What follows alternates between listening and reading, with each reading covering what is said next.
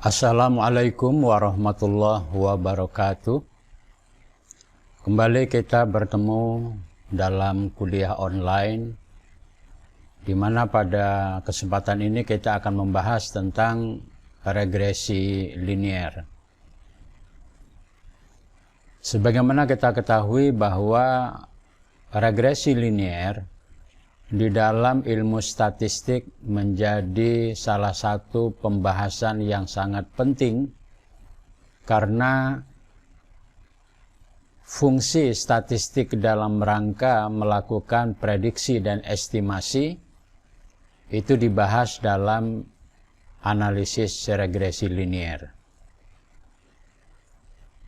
Kemudian dalam beberapa analisis korelasi mensyaratkan bahwa data yang akan dikorelasikan juga harus memenuhi linearitas. Misalnya korelasi produk momen mensyaratkan bahwa data yang akan dianalisis harus memenuhi uji linearitas.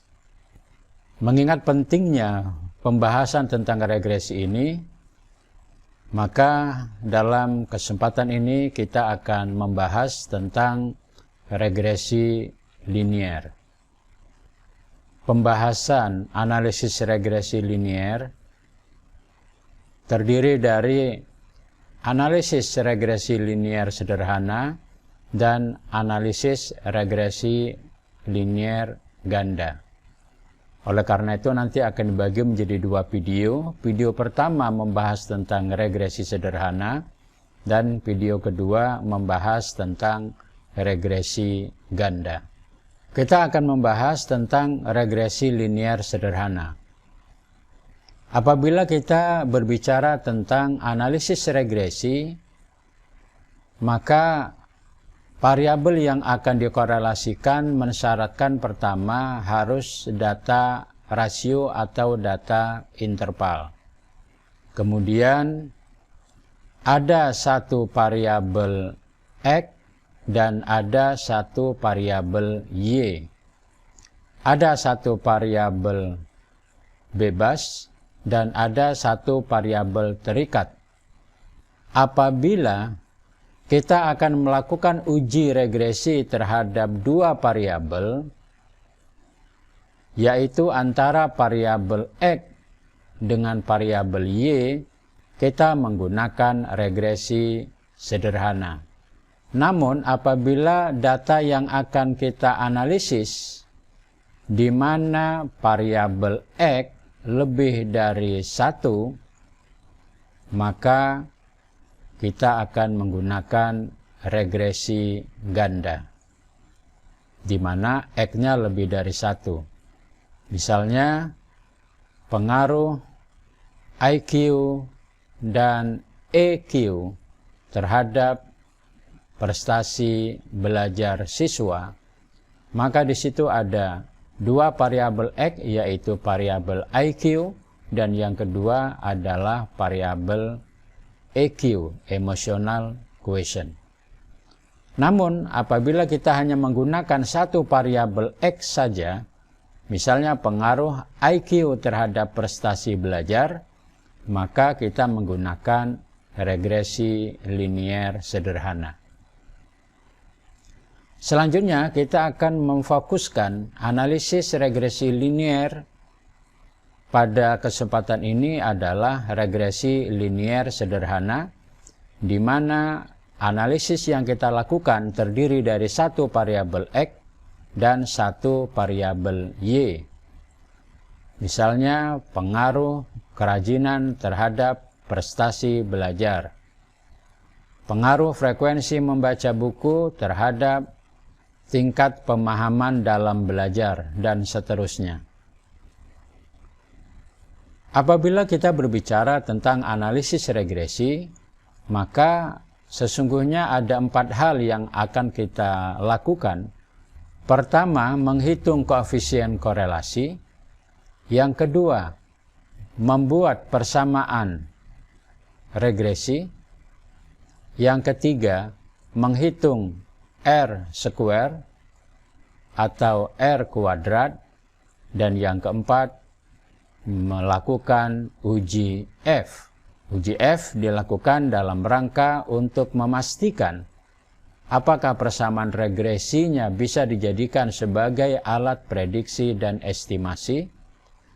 R kuadrat digunakan untuk mengetahui seberapa besar, berapa persen pengaruh variabel X terhadap variabel Y dengan cara R square dikali 100%.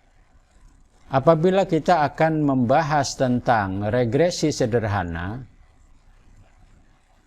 maka regresi sederhana bisa dilakukan dengan dua cara. Pertama adalah dengan menggunakan metode tangan bebas.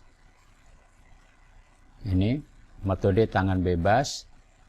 Kemudian yang kedua adalah menggunakan metode kuadrat terkecil.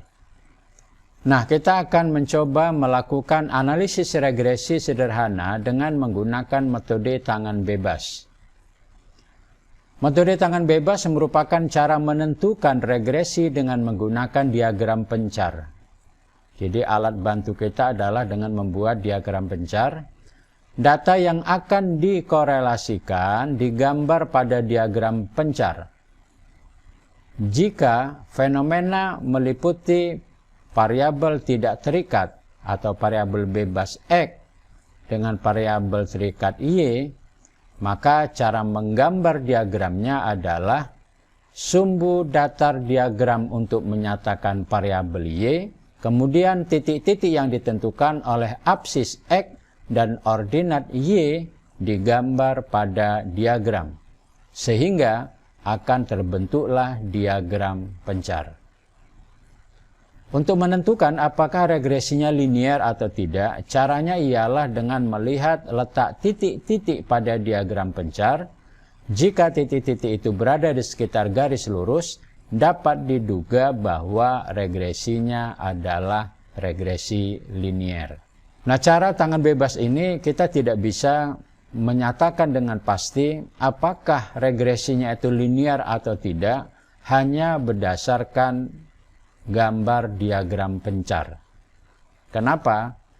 Karena masing-masing orang tentunya di dalam melihat diagram pencar itu akan berbeda penafsiran. Namun secara umum, menggunakan metode tangan bebas itu kita bisa melihat tingkat regresi liniernya itu adalah dari distribusi titik-titik yang berada di sekitar garis lurus. Atau diagram pencar itu titik-titiknya cenderung untuk membentuk garis lurus. Namun apabila penyebarannya agak melebar dan tidak cenderung membuat garis lurus, maka diduga regresinya tidak linier. Misalnya kita akan mengetahui apakah variabel X nilai bahasa Arab dan variabel Y nilai tafsir yang ada pada tabel 71 regresinya linier atau non-linier. Jadi ini tabel 71. Dalam tabel 71 dapat dibuat diagram pencar yang dapat memperlihatkan kepada kita apakah variabel yang sedang kita teliti regresinya merupakan regresi linier atau bukan regresi linier. Jika titik-titik poin terletak atau membentuk garis lurus, maka dapat dianggap bahwa regresinya merupakan regresi linier. Sebaliknya, jika titik-titik poin yang acak terletak secara acak dan tidak membentuk garis lurus, maka dapat diduga regresinya non-linier. Maka data tabel di atas apabila kita gambar bentuknya seperti ini. Ini kita gambar menggunakan Excel. Atau bisa juga kita gambar dengan menggunakan SPSS. Gambar diagram pencar ini memperlihatkan adanya gejala linearitas. Kenapa? Karena letak titik-titik cenderung atau mendekati garis lurus, sehingga dapat diduga regresinya adalah linier. Maka kita lihat di sini titik-titiknya cenderung membentuk garis lurus. Ini.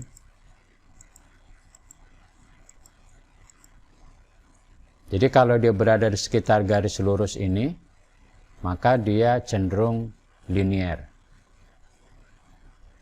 Tapi apabila nanti datanya ada di sini, ada di sini, ada di sini, ada di sini, ada di sini, di sini, di sini, sini, di sini, di sini, sehingga dia cenderung menyebar atau tidak membentuk garis lurus, maka diduga regresinya tidak linier. Nah, inilah cara sederhana bagaimana kita menentukan apakah sekumpulan data yang akan kita korelasikan regresinya linier atau non-linier. Maka batas kita menyatakan linier atau tidak linier sangat ditentukan dari seberapa besar distribusi titik-titik yang ada pada diagram pencar cenderung membentuk garis lurus. Maka apabila nanti titik-titik ini membentuk garis antara garis lurus dengan garis yang tidak lurus, maka di situ akan terjadi penafsiran yang berbeda antara menyatakan linier dan non-linier. Pada saat titik-titik tidak membentuk pola garis lurus, maka disitulah kita akan terjadi beda penafsiran. Mengingat cara sederhana ini, menggunakan diagram pencar ini akan berpotensi menimbulkan penafsiran yang berbeda. Oleh karena itu kita disarankan menggunakan cara kedua, yaitu menggunakan metode kuadrat terkecil. Bila kita menggunakan metode tangan bebas, mengalami keraguan untuk menentukan regresinya linier atau non-linier, maka hal ini dapat diatasi dengan menggunakan kuadrat terkecil. Kuadrat terkecil berpangkal pada kenyataan bahwa jumlah pangkat 2 daripada jarak antar titik dengan garis regresi yang sedang dicari harus sekecil mungkin. Bila variabel-variabel yang akan dikorelasikan terdiri dari variabel X sebagai variabel bebas dan variabel Y sebagai variabel terikat, maka untuk menduga regresinya linier perlu menaksir parameter-parameter regresinya sehingga diperoleh persamaan seperti di bawah ini. Y topi sama dengan A tambah BX. Koefisien regresi A dan B untuk regresi linier dapat dihitung dengan rumus. Nah, ini rumusnya. A, ini rumus mencari B. Jika koefisien B diketahui, maka koefisien A dapat diketahui dengan rumus ini. Dan Y adalah rata-rata dari variabel X dan variabel Y. Atau dapat juga dihitung dengan rumus A sama dengan sigma Y kurang B kali sigma X per N. Misalnya, kita akan menentukan persamaan regresi linier nilai bahasa Arab dengan nilai tafsir dari 15 orang mahasiswa di perguruan tinggi agama Islam. Ini seperti yang sudah kita tampilkan tadi. Maka, langkah-langkah yang harus kita lakukan adalah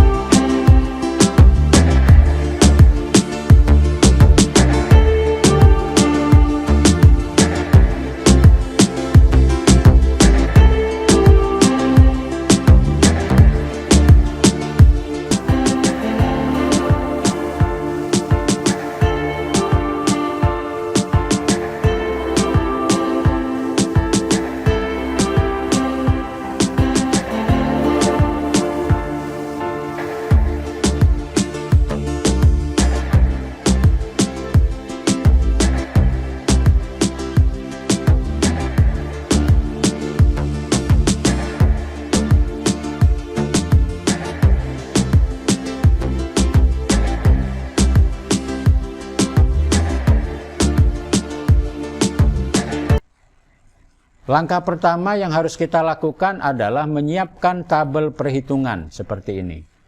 Ini tabel perhitungannya. Nomor urut ada 15 orang.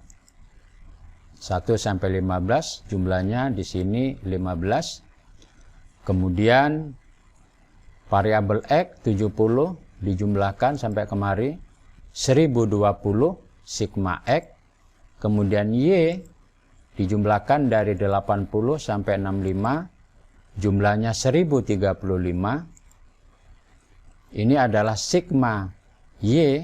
Kemudian kolom keempat X dikali Y. X, ini kolom X dikali Y. Jadi 70 dikali 80, hasilnya 5600. Kemudian 65 dikali 70, hasilnya 4550, dan seterusnya sampai 60 kali 65, 3900. Lalu dijumlahkan dari atas ini sampai ke bawah. Total atau jumlahnya adalah 71.575. Ini adalah sigma XY. Kemudian kolom X pangkat 2 adalah mengkuadratkan nilai X. Nah, ini nilai X kolom kedua, ini kita kuadratkan. 70 kali 70 hasilnya adalah 4900. 65 kali 65 4225. Begitu seterusnya sampai ke bawah. Lalu dijumlahkan. Jumlahnya adalah 70.900. Ini adalah sigma X pangkat 2. Nah, kemudian dari tabel kita perolehlah hasil perhitungannya. N15, sigma X 1020, sigma Y 1035, sigma XY 71.575, dan sigma X pangkat 2 70.900. Selanjutnya, masukkan ke dalam rumus.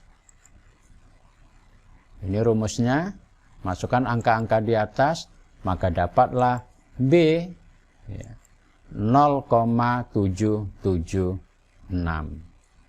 Setelah B kita peroleh, langkah selanjutnya adalah mencari koefisien A. Dengan rumus ini, jika koefisien B sudah diketahui, maka koefisien A bisa dicari dengan menggunakan salah satu rumus yang telah disebutkan di atas. Misalnya rumus ini kita pakai.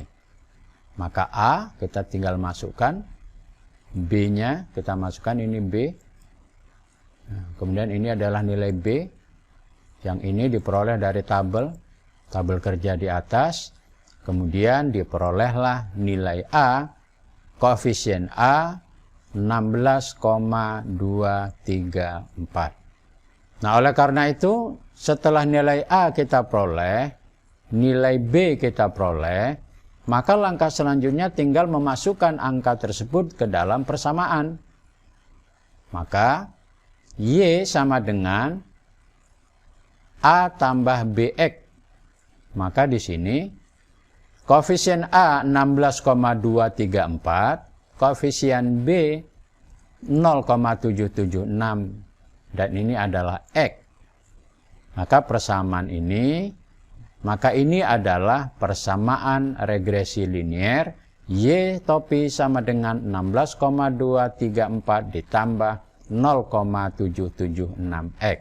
Koefisien B dinamakan koefisien arah regresi linier dan menyatakan perubahan rata-rata variabel Y setiap perubahan variabel X sebesar 1 unit. Perubahan ini merupakan pertambahan bila B bertanda positif dan penurunan bila B bertanda negatif. Dari hasil perhitungan diperoleh B 0,776 bertanda positif. Nah, ini tanda positifnya. Maka kalau di sini tandanya negatif, pada persamaan ini tandanya negatif, terjadi penurunan. Tapi kalau tandanya positif akan terjadi peningkatan pada variabel X. Nah, karena tandanya di sini positif, apa maknanya?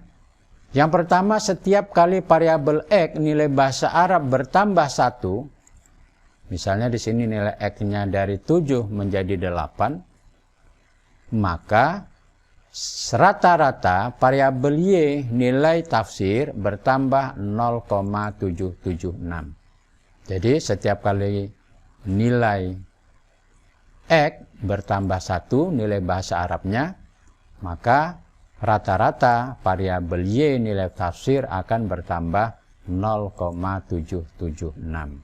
Kemudian yang kedua, bila variabel X nilai bahasa Arab diketahui, maka nilai tafsir dapat diprediksi, dapat diperkirakan dengan cara memasukkan nilai tersebut ke dalam persamaan.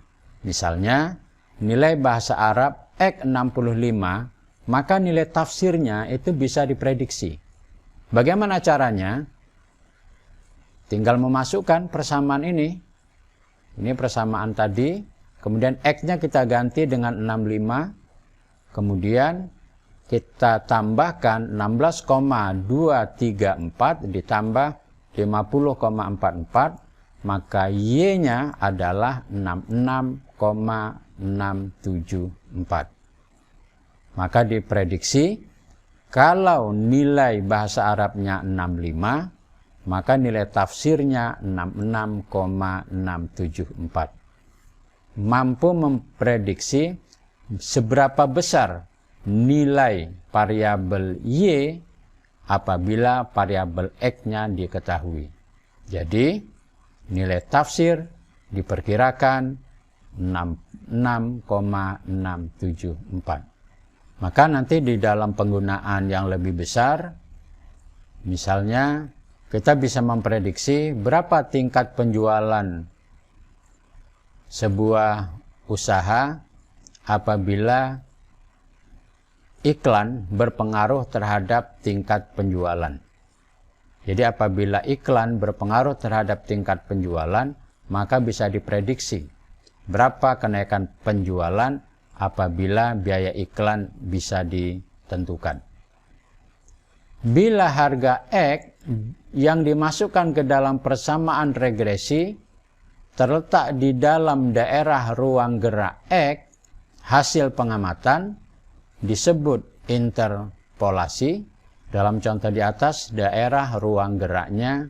Dalam contoh di atas, daerah ruang gerak X adalah dari 55 nilai terendah sampai 80 nilai tertinggi.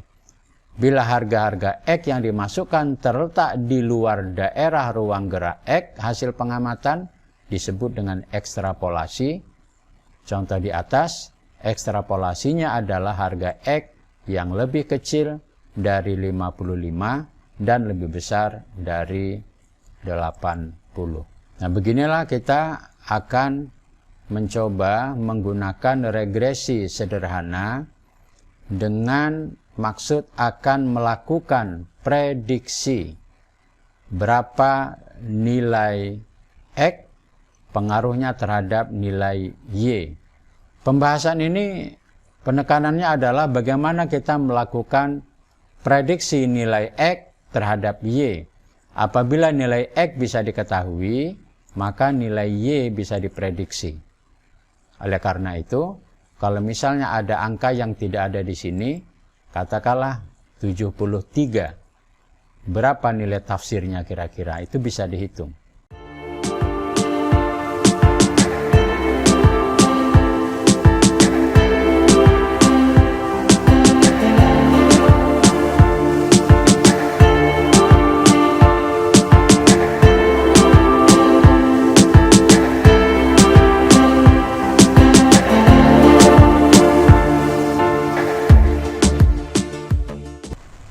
Untuk menghitung nilai korelasi R² dan F, kita lakukan dengan menggunakan SPSS. Ini adalah data yang akan kita analisis, kita korelasikan. analisis regresi. Kita lakukan analisis seperti ini, linear. Ini nilai bahasa Arab, masukkan kemari. Bahasa Arab ke independen, variabel bebas. Kemudian variabel terikat itu masuk di sini. Kemudian kita lihat apa yang kita perlukan. Kita perlu R², mungkin kita klik di sini, continue, kemudian tekan OK. Maka di sini menunjukkan bahwa nilai R atau nilai korelasinya adalah 0,875 ini. Kemudian R² ini 0,766. Seberapa besar pengaruh variabel X terhadap Y adalah 0,766 dikali 100. Pengaruhnya adalah 76,6%. Kemudian apakah persamaan regresi, ini persamaan regresi tadi yang kita hitung secara manual, ini adalah A, ini adalah B, maka persamaan regresinya tadi Y sama dengan 16,234 ditambah dengan 0,776 X. Apakah persamaan ini bisa dijadikan sebagai alat prediksi dan estimasi? Kita melihat uji F-nya. Ini. Uji F-nya menunjukkan bahwa signifikansinya adalah 0,000. Ini berarti persamaan ini bisa dijadikan sebagai alat prediksi dan estimasi. Seberapa besar sumbangannya? Ini dia, 76,6%. Jadi menggunakan kuadrat terkecil, kita bisa mendapatkan persamaan regresi yang tadi sudah kita contohkan secara manual. Kemudian nilai korelasinya atau R, koefisien korelasinya adalah 0,875. Apakah ini signifikan atau tidak? Signifikan. Tandanya dilihat dari tanda bintang. Tanda bintang menunjukkan dia signifikan. Jadi ada korelasi yang signifikan. Dari satu tabel ini kita mengetahui nilai korelasi, kemudian sumbangannya 0,766 dikali 100, 76,6%. Kemudian persamaan regresinya adalah ini, tabel koefisien. Y sama dengan 16,234 ditambah 0,776 X. Apakah bisa dijadikan sebagai alat prediksi? Iya. Dari mana kita ketahui? Dari nilai F yang signifikan. Jadi, nilai bahasa Arab bisa dijadikan sebagai alat prediksi untuk menentukan berapa nilai tafsir. Pembahasan selanjutnya tentang regresi akan kita bahas pada video kedua, bagaimana menghitung korelasi, menghitung persamaan regresi seperti yang kita lakukan tadi, kemudian bagaimana menghitung R kuadrat, dan bagaimana menentukan apakah persamaan regresi ini bisa dijadikan sebagai alat prediksi dan estimasi. Akan kita bahas pada regresi ganda. Mudah-mudahan penjelasan singkat ini memberi manfaat pada saudara. Lebih dan kurang mohon maaf. Sampai jumpa pada video kedua, yaitu regresi ganda.